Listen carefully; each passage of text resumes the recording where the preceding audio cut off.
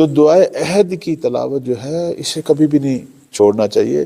میرا نقطہ نظر یہ ہے کہ یہ جو 40 دن مولا نے فرمایا، یہ اس لیے فرمایا ہے کہ ہمیں عادت پڑے، جو کام 40 دن ہو وہ 41ویں دن بھی ہوتا ہے۔ ویسے بھی کہتے ہیں کہ اگر آپ نے اپنے اندر ملکہ یعنی وہ صفت جو راسخ ہو، اگر اس حد تک پہنچنا ہے تو ایک کام کو 40 بار کریں۔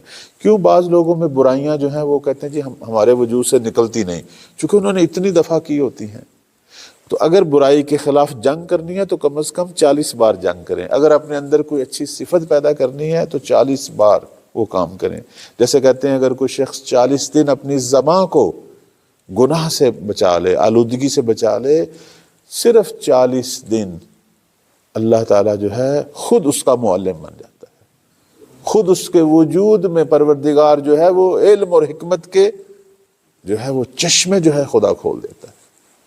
تو یہ 40 کا عدد جو ہے بڑا اہم ہے۔